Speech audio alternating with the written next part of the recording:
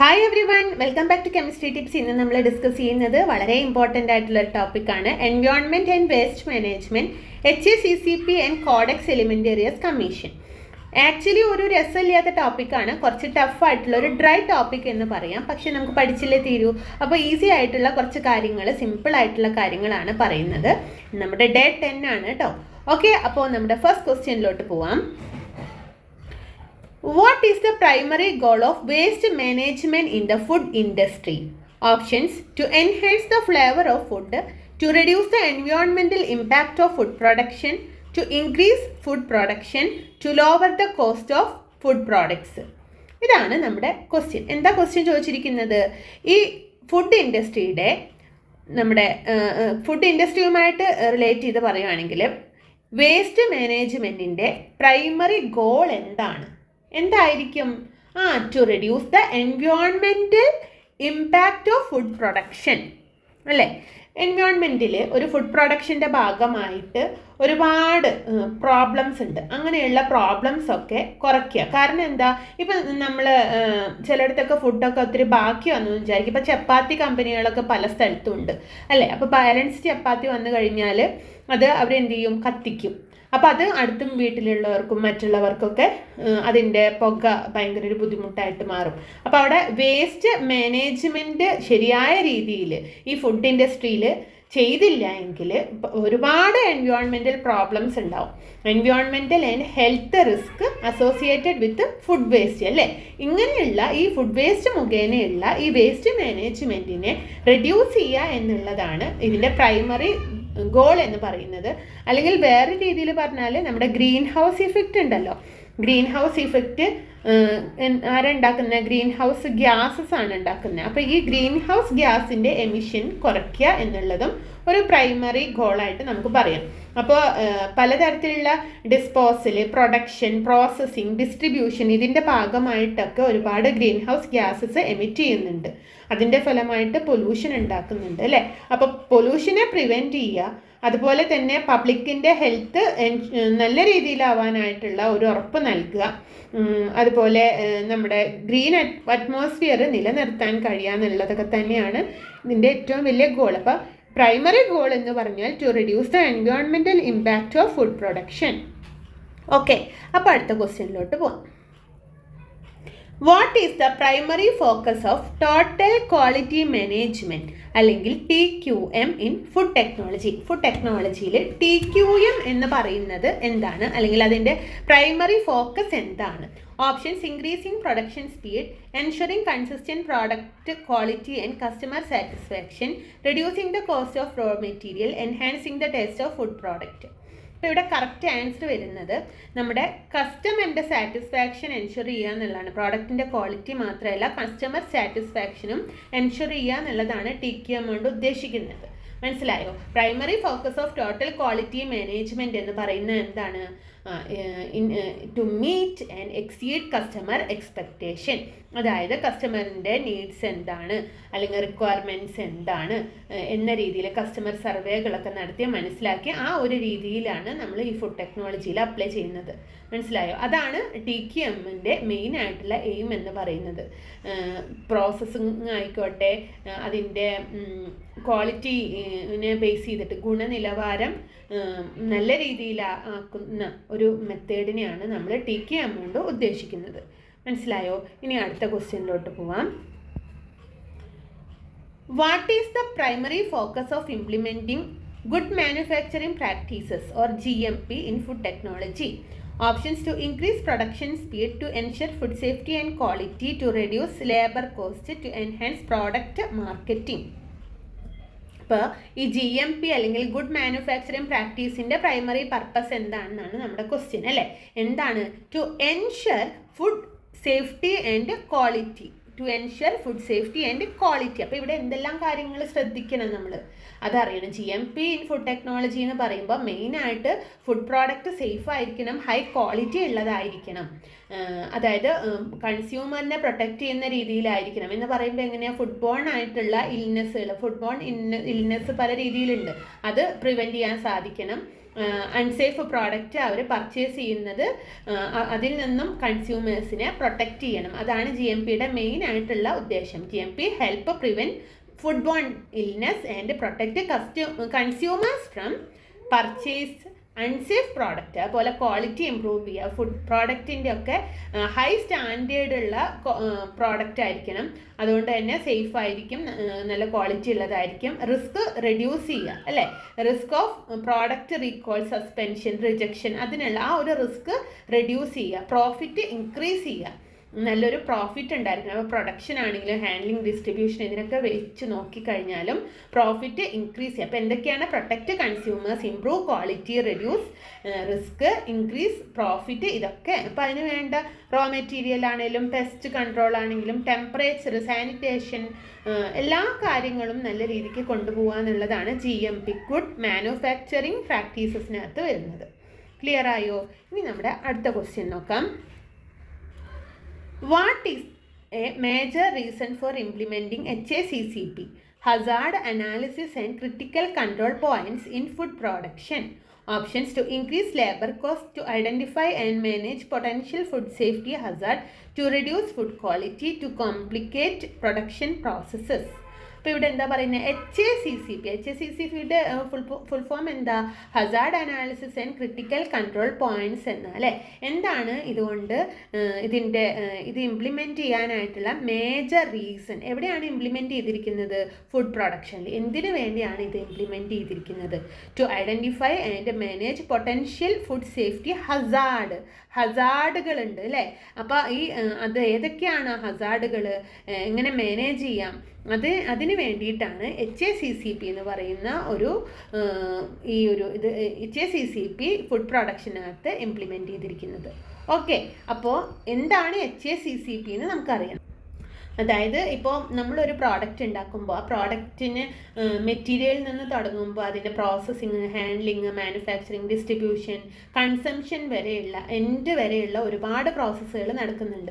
ഈ പ്രോസസ്സിനിടയ്ക്കൊക്കെ ബയോളജിക്കൽ ഹസാർഡുകൾ ഉണ്ടാവാം, chemical Hazard, physical Hazard, അങ്ങനെ പല രീതിയിലുള്ള ഹസാർഡുകൾ ഉണ്ടാവും. ഇത് അനലൈസ് ചെയ്ത് ഈ ഫുഡിനെ സേഫായിട്ട് കൊണ്ടുവരിക എന്നുള്ളതാണ് ഈ HACCP എന്ന് പറയുന്ന മാനേജ്മെൻറ്റ് സിസ്റ്റം കൊണ്ട് ഉദ്ദേശിക്കുന്നത്. ഇതൊരു സിസ്റ്റമാണ്, ഒരു മെത്തേഡാണ്. എന്തിനു വേണ്ടിയിട്ടാണ് ഈ മാനേജ്മെൻറ്റ് സിസ്റ്റം നമ്മൾ യൂസ് ചെയ്യുന്നത്?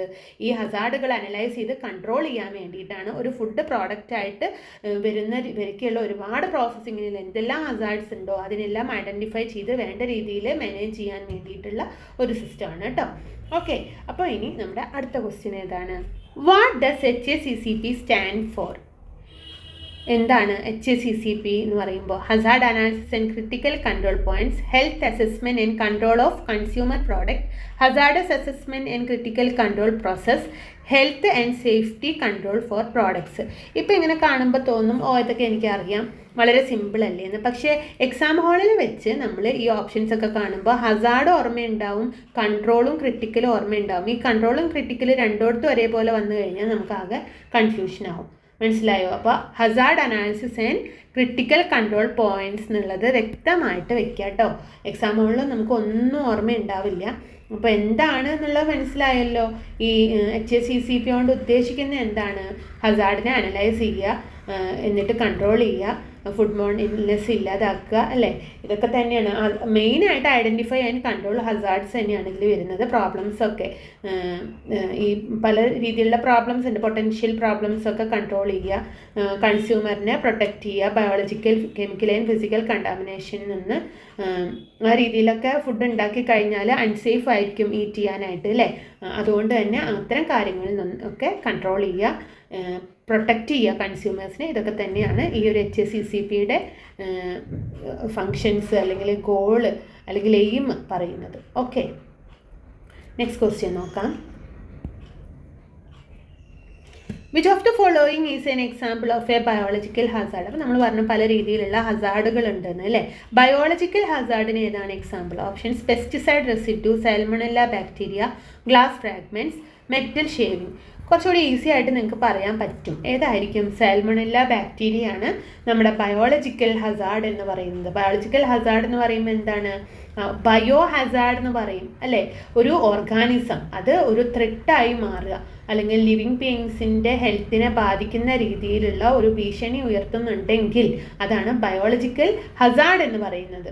വൈറസ് ആയിക്കോട്ടെ, ഫംഗസ് ആയിക്കോട്ടെ, ബാക്ടീരിയ ആയിക്കോട്ടെ, ബോഡി ഫ്ലൂയിഡ്സ് ആയിക്കോട്ടെ, ആനിമൽ വേസ്റ്റ് ആണെങ്കിലും, എയർബോൺ പാത്തജൻ ആണെങ്കിലും, ഇൻസെക്റ്റ് ആണെങ്കിലും, ഹാംഫുൾ ആയിട്ടുള്ള പ്ലാന്റ്സ് ആണെങ്കിലും ഒക്കെ ഇതിനകത്താണ് വരുന്നത്? നമ്മുടെ ബയോളജിക്കൽ ഹസാർഡിലാണ് വരുന്നത്.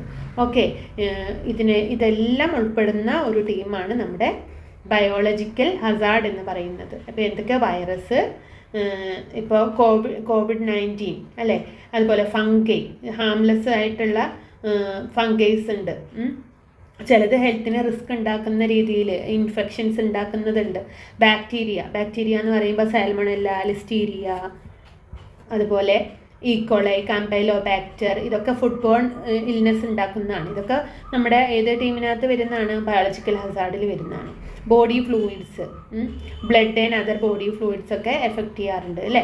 പിന്നെ ആനിമൽ വേസ്റ്റ്, അതിപ്പോൾ ഒരു പക്ഷിക്കാട്ടം ആയിക്കോട്ടെ ഒക്കെ ഈ ബയോളജിക്കൽ ഹസാർഡിൽ വരും. എയർബോൺ പാത്തജൻ, അതുപോലെ ഇൻസെക്ട്സ്, ഹാംഫുൾ ആയിട്ടുള്ള പ്ലാന്റ്സ്, ഇതെല്ലാം ഉൾപ്പെടുന്നതാണ് ബയോളജിക്കൽ ഹസാർഡ് എന്ന് പറയുന്നത്. ഓക്കെ, ഇനി നമ്മുടെ അടുത്ത ക്വസ്റ്റ്യൻ നോക്കാം. Which document serves as a foundation for food labeling according to Codex? Options: Codex Standard for Food Additive, Codex Guidelines for Food Labeling, Codex Nutritional Claims Document, Codex General Principles of Food Hygiene. അപ്പോൾ ഏതാണ് നമ്മുടെ correct answer? എന്താ question ചോദിച്ചിരിക്കുന്നത്? ഏത് ഡോക്യുമെൻ്റാണ് ഒരു ഫൗണ്ടേഷനായിട്ട് serve ചെയ്യുന്നത് for food labelling according to Codex പ്രകാരം ഏത് ഡോക്യുമെൻ്റാണ് serves as a foundation for food labelling? എന്താണ് വരുന്നത്? കറക്റ്റ് ആൻസർ എന്ന് പറയുന്നത് Codex guidelines for food labelling എന്ന് പറയുന്നതാണ്. Codex guidelines for food labelling. അപ്പോൾ ഈ കോഡെക്സിൻ്റെ ഒരു പ്രത്യേകത, 2 പേര് ചേർന്നിട്ടാണ് ഇതാക്കിയിരിക്കുന്നത്. ഒന്ന് FAO, പിന്നെ WHO. ഇത് WHO നമുക്കൊക്കെ അറിയാം. FAO അറിയോ നിങ്ങൾക്ക്? അതായത് ഫുഡ് ആൻഡ് അഗ്രികൾച്ചർ ഓർഗനൈസേഷനും വേൾഡ് ഹെൽത്ത് ഓർഗനൈസേഷനും കൂടി എസ്റ്റാബ്ലിഷ് ചെയ്തിട്ടുള്ളതാണ് നമ്മുടെ ഈ കോഡെക്സ് എന്ന് പറയുന്ന പുള്ളിനെ. മനസ്സിലായോ? ഇതിൻ്റെ മെയിൻ ആയിട്ടുള്ള എയിം എന്ന് പറഞ്ഞാൽ protect consumer health and ensure fair practices. Food ട്രേഡിൽ തന്നെ പല തരത്തിലുള്ള ഫെയർ ആയിട്ടുള്ള കാര്യങ്ങൾ നടക്കുന്നുണ്ട് അല്ലേ? അത് അൺഫെയർ ആയിട്ടുള്ള കാര്യങ്ങൾ നടക്കുന്നുണ്ട്. അപ്പോൾ ensure fair practices in the food trade, ഗുണനിലവാരം ഉറപ്പുവരുത്തുക, കൺസ്യൂമേഴ്സിൻ്റെ ആരോഗ്യം, ഹെൽത്ത് അത് സംരക്ഷിക്കുക എന്നുള്ളതൊക്കെ തന്നെയാണ് ഇതിൻ്റെ ലക്ഷ്യമായിട്ട് പറയുന്നത് കോഡെക്സിൻ്റെ. ആരൊക്കെയാണ് കൂടി ചേർന്നാണ് എസ്റ്റാബ്ലിഷ് ചെയ്തതെന്ന് ഓർത്ത് വെച്ചോളൂ. ഫുഡ് ആൻഡ് അഗ്രികൾച്ചറൽ ഓർഗനൈസേഷനും വേൾഡ് ഹെൽത്ത് ഓർഗനൈസേഷനും കേട്ടോ. ഇനി നമ്മുടെ അടുത്ത ക്വസ്റ്റ്യൻ നോക്കാം. Which TQM tool is used to map out the steps in a process to identify areas for improvement? Options: histogram, fishbone diagram, flow chart, control chart. TQM എന്താണെന്നൊക്കെ നമ്മൾ പറഞ്ഞു അല്ലേ? ഇതിൽ ഏത് ടൂളാണ് ഉപയോഗിക്കുന്നതെന്നാണ് ചോദ്യം. ആൻസർ വരുന്നത് ഫ്ലോ ചാർട്ടാണ്. മനസ്സിലായോ? ഫ്ലോ ചാർട്ടാണ് use to identify areas for improvement. അതായത് മാപ്പിംഗ് ആണ്, ഒരു സ്റ്റെപ്പായിട്ടുള്ള പ്രോസസ്സാണ്. മാപ്പിംഗ് വഴിയാണ് ഇത് നമ്മൾ കണ്ടുപിടിക്കുന്നത്. Mapping uses flow chart. മനസ്സിലായോ? അതുവഴിയാണ് എങ്ങനെ വർക്ക് ചെയ്യണം, എന്തൊക്കെ പ്രോസസ്സുകളുണ്ട് എന്നൊക്കെ നമ്മൾ നോക്കുന്നത്. അപ്പോൾ ഫ്ലോ ചാർട്ടാണ് TQM ടൂൾ എന്ന് പറയുന്നത്. Next question, what is a critical control point or CCP? Options: a point where a hazard is identified and controlled, a step in the production process that does not affect safety, a stage in packaging, a marketing strategy. അപ്പോൾ ഇവിടെ എന്താണ് CCP എന്ന് പറഞ്ഞാൽ? CCP എന്ന് പറഞ്ഞാൽ എന്താ? A point where a hazard is identified controlled. അതായത് critical control point or CCP എന്ന് പറയുന്നത് is a step in a process. എവിടെയാണ് ഒരു ഫുഡ് സേഫ്റ്റി ഹസാർഡ് ഉള്ളത് അതിനെ പ്രിവെൻറ്റ് ചെയ്യുക, എലിമിനേറ്റ് ചെയ്യുക, റെഡ്യൂസ് ചെയ്യുക എന്നുള്ള ഉദ്ദേശത്തിലുള്ളതാണ് കേട്ടോ CCP എന്ന് പറയുന്നത്. അപ്പോൾ CCPയിൽ ഇപ്പോൾ കുക്കിങ്ങും കൂളിങ്ങും റീഹീറ്റിങ്ങും ഹോൾഡിങ്ങും ഒക്കെ അതിന് എക്സാമ്പിളായിട്ട് പറയാം. അപ്പം നമ്മുടെ ഫുഡ് സേഫ്റ്റിയുമായി റിലേറ്റ് ചെയ്ത് ഒരുപാട് അപകടങ്ങളുണ്ട് അല്ലേ? അത് ഇല്ലാതാക്കുക അല്ലെങ്കിൽ അത് കുറയ്ക്കുക, അത് കൺട്രോൾ ചെയ്യുക എന്ന് പറയുന്ന പ്രോസസ്സിലെ ഒരു പോയിൻ്റാണ് ക്രിട്ടിക്കൽ കൺട്രോൾ പോയിൻ്റ് എന്ന് പറയുന്നത്. ഈ CCPകളെ നമ്മൾ എങ്ങനെ തിരിച്ചറിയും? അവരെ നമ്മൾ ഈ ക്വസ്റ്റ്യൻ ആൻസർ സെഷനും മറ്റുള്ള കാര്യങ്ങളൊക്കെ ഒരു സർവേ പോലെ നടത്തിയിട്ട് അതിൽ നിന്ന് നമ്മൾ തിരിച്ചറിഞ്ഞ് എന്ത് ചെയ്യണം? അതിന് വേണ്ട നടപടികളൊക്കെ സ്വീകരിക്കണം. ആ ഒരു പ്രോബ്ലം സോൾവ് ചെയ്യാൻ വേണ്ട നടപടികളൊക്കെ നമ്മൾ സ്വീകരിക്കണം. അതാണ് ഈ ക്രിട്ടിക്കൽ കൺട്രോൾ പോയിന്റിൻ്റെ പ്രത്യേകത. ഇനി നമ്മുടെ അടുത്ത ക്വസ്റ്റ്യൻ നോക്കാം. What is the purpose of documentation in a HACCP system?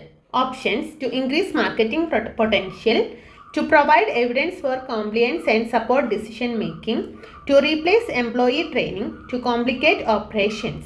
അപ്പോൾ എന്താ ഇവിടെ പറയുന്നത്? ഈ HACCP സിസ്റ്റത്തിൻ്റെ പർപ്പസ് എന്താണെന്നാണ് നമ്മുടെ ക്വസ്റ്റ്യൻ അല്ലേ. എന്താണ് അതിൻ്റെ പർപ്പസ് ആയിട്ട് വരുന്നത്? To provide evidence for compliance and support decision making. അതായത് ഈ ഒരു HACCPയുടെ പ്രത്യേകത, it will help control your process and ensure that they are done in a consistent and approved manner. ഒരു അപ്രൂവ്ഡ് മാനറിലാണ്, വളരെ നല്ല രീതിയിലാണ് എല്ലാ കാര്യങ്ങളും നടക്കുന്നത് എന്ന് ഉറപ്പ് വരുത്താൻ നമ്മളെ ഹെൽപ്പ് ചെയ്യുക. പല രീതിയിലുള്ള പ്രോസസ്സിംഗ് ഉണ്ട്, അതിനെല്ലാം കൺട്രോൾ ചെയ്യുക, നല്ല സേഫായ രീതിയിൽ, ഒരു അപകടവും ഇല്ലാത്ത രീതിയിലാണ് നടത്തുന്നതെന്ന് ഉറപ്പ് വരുത്തുക എന്നുള്ളതാണ് ഡോക്യുമെൻറ്റേഷൻ ഇൻ HACCP സിസ്റ്റത്തിൻ്റെ മെയിൻ പർപ്പസ് എന്ന് പറഞ്ഞാൽ. അപ്പോൾ ഇവിടെ നമ്മുടെ ആൻസർ ഏതാ വരുന്ന? ഓപ്ഷൻ ബി ആണ് വരുന്നത്. To provide evidence of compliance and support decision making. Okay, അപ്പോൾ കുറച്ചൊരു ബുദ്ധിമുട്ടുള്ള ഭാഗമാണ്, എന്നാലും ക്വസ്റ്റ്യൻസ് വന്നിട്ടുള്ളതാണ് കേട്ടോ പലതും. അപ്പോൾ അതുകൊണ്ട് നല്ല രീതിയിൽ നോക്കുക. നിങ്ങൾക്ക് വീഡിയോ യൂസ്ഫുൾ ആയെന്ന് കരുതുന്നു. Okay, thank you.